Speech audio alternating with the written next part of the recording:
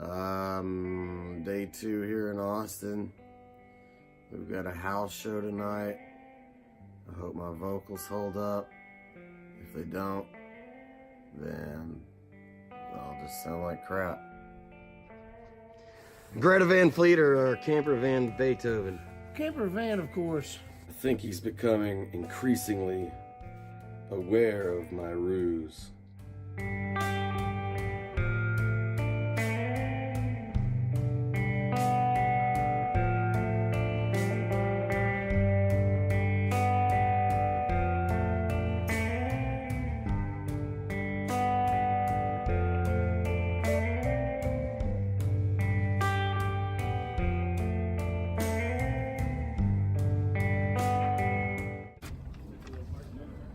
95% of what we do is wait by the van. Playing in this house tonight. Pretty sweet. Tony. Yes, sir. Thank you for having us. Oh man, I'm so glad you're here. We're I've actually been wanting to host you here for a few years. Really? Yeah, you know that. I've been bugging you. That's Katie. That's the host. Thank you so much for having us. Of course, happy to have you. Awesome. Will and I got our start in little DIY houses like this around 20 years ago, and here we are still playing them, and honestly they remain probably my favorite shows. So always keep an eye out for good friends that don't mind using up a good part of their space for intimate performances.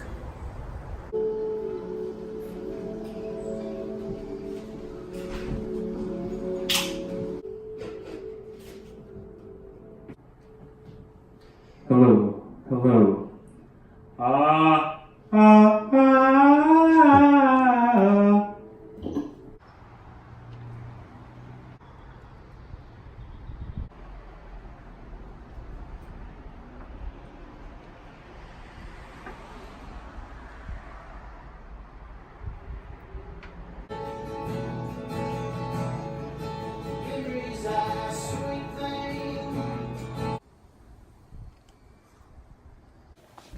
Adam, quick!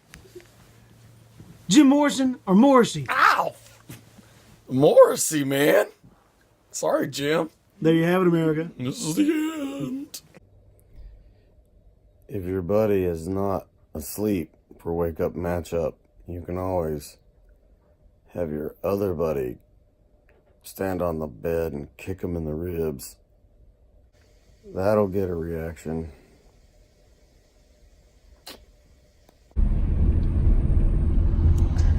And leaving Austin. I might be a good man. They measure out good men in terms of intention. Hell, I'd be the best of them all.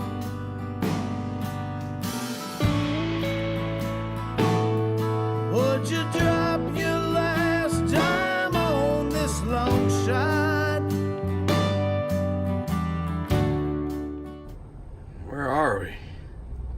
Johnson City, Texas. Wonder if these guys will have any green tea. Looks like we found some green tea. I mean, seriously, what coffee shop doesn't have a bathroom in it? Not that bad for a town that makes you go across the street, take a leak. US 290, Johnson City, Texas. Sticking out like a sore thumb. Fredericksburg, Texas.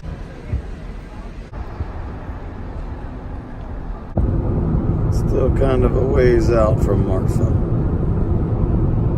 Hot groupies? Hummus plates? No, not in our world. This is the face of tour. And back at it. I-10 on the way to Marfa.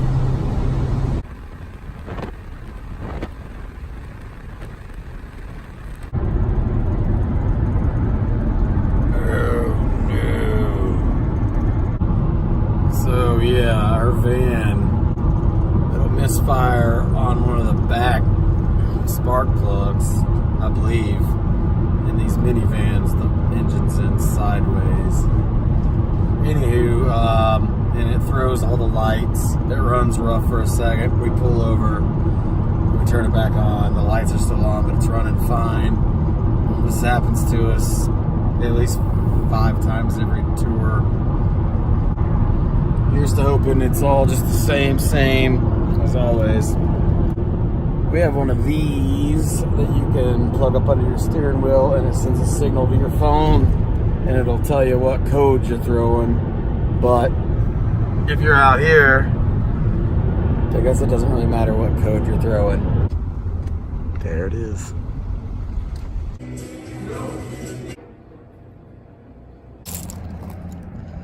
This parking lot is nothing but bottle caps. It's pretty rad.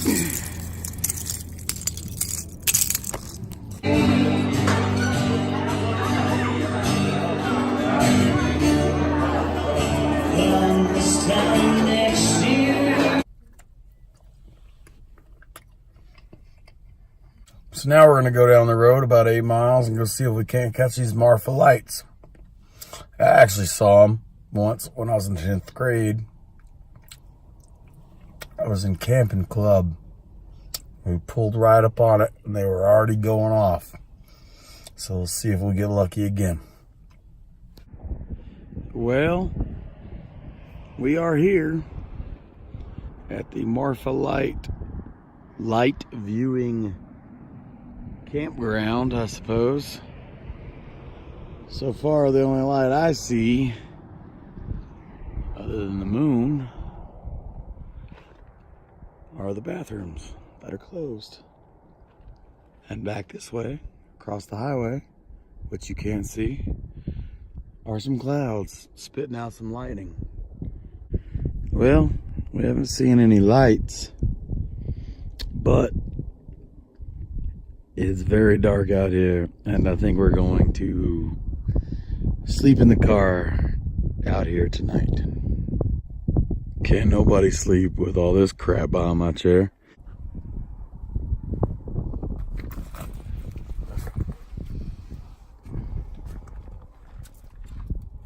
Well, we got all our stuff moved back, but we think that might be the police over there. So we ain't sure if we're cool to nap here or not. So, but we're totally looking guilty of napping if it's not cool. There they are. They done got somebody stopped out on the highway. Hope they don't come for us. Meanwhile, there's a mean thunderstorm going on in the distance, and I believe it's coming our way. And I would be thrilled to have it come our way.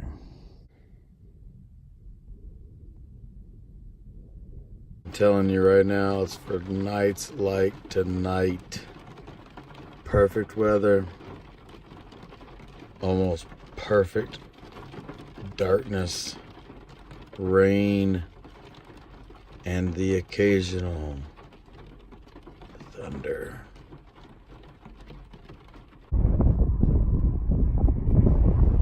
I guess we're about to head back into Marfa and see what's up on breakfast. And then we're gonna roll on into El Paso to see what's up on El Paso. So, it certainly is a beautiful day. We don't know where to go in Marfa for some food. But, oh, look at that. We should go down that way a bit. I love the desert. I love desert people. And there is a distinction. Food shark. This guy here has 2 of everything, man.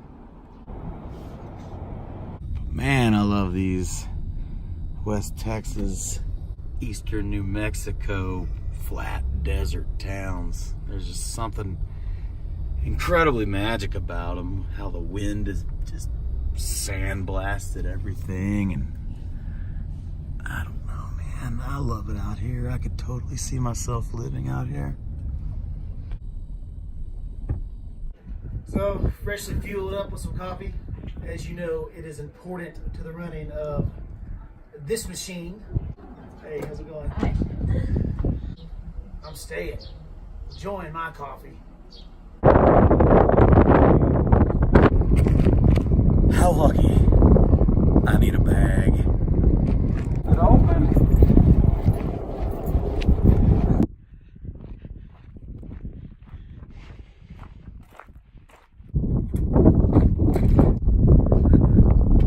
Fake. It's not real. There's no Prada in there. I can't get no pumps.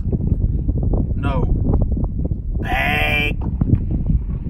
This is just a desert.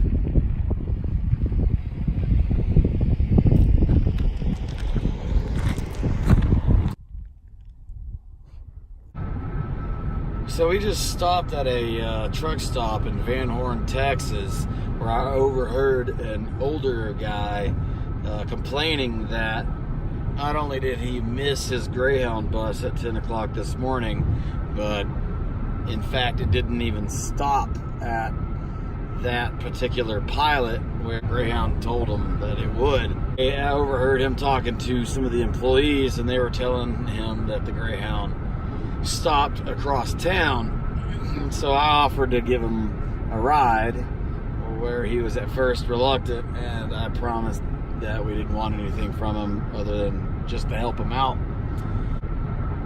The big takeaway from this is how gross the trucking industry can be, because he's trying to get back to his wife, who is dying of stage 4 cancer in hospice, and he's just trying to get back to see her before she dies. And he's traveling with another driver. He called the company, and they would not let him abort the mission to go be with his wife on her deathbed. So he quit, and I commend him for it. But we literally just found him at a gas station with 2 suitcases and a bag of laundry, and we did eventually find the other Greyhound stop, so we hope that he is able to get to his wife in time. So when you're on the road, man, just try to help out fellow travelers if they seem relatively in stable enough condition to where you're not putting yourself and your supplies in danger, and the good deed will likely come back on you, because I guarantee you out here you are going to need help at some point from a stranger. Green tea.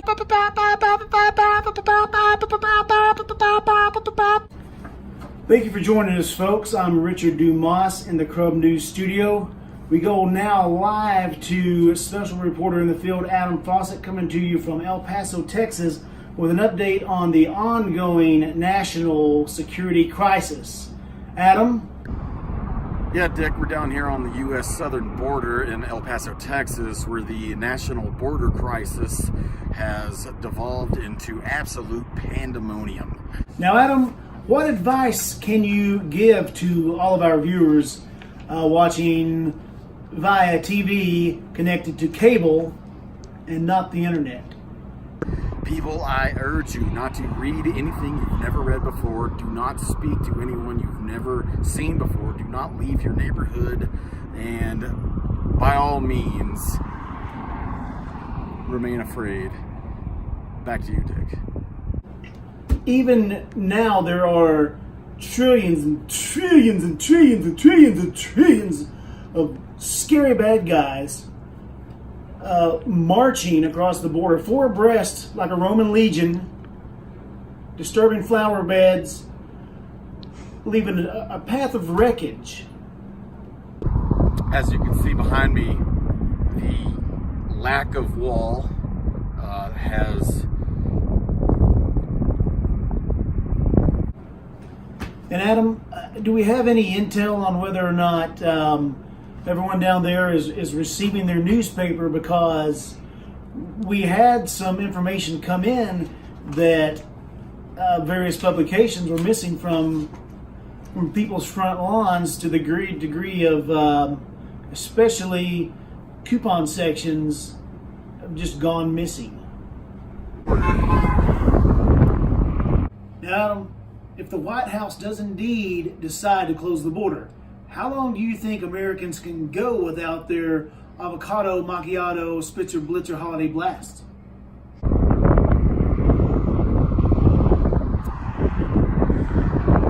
Adam, can you still hear us out? I think we're losing you. Adam, can you hear us, Adam? Back to you, Dick. Is that the Best Boy key grip? What? Adam, are you still with us?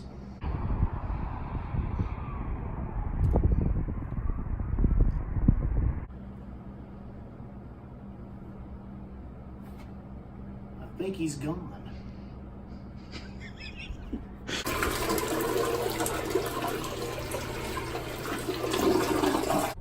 El Paso is beautiful. We're at the Monarch in El Paso, man. Killing a little time, drinking a Lone Star beer. El Paso, pretty darn sweet.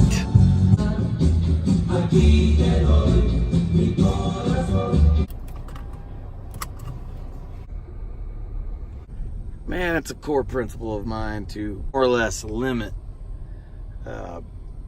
expectations with people, places, things, situations.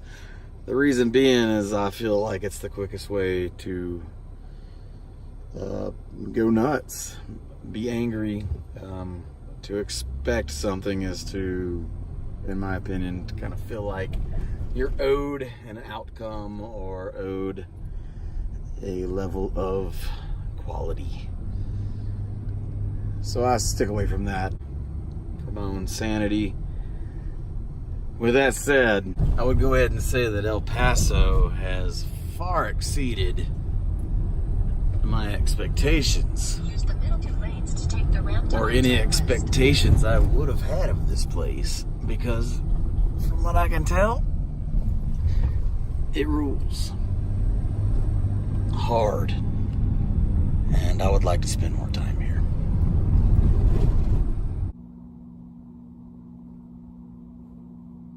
Well, I guess that concludes episode 2. We've met some really cool people, and it's really early on in the trip. Hopefully we bump into a lot of the people we've met over the years out west, because we know a lot of interesting, worthwhile people and artists. I hope you can take a joke. If you can't, eat my shorts. If you like this video or you don't like this video, again, please eat my shorts. And if you want to see more videos like it, be sure to go down and click on the make a video button and make your own video, because it's pretty dang easy. Anything, William? Thanks for hanging along with us digitally and watching this jam. See you later.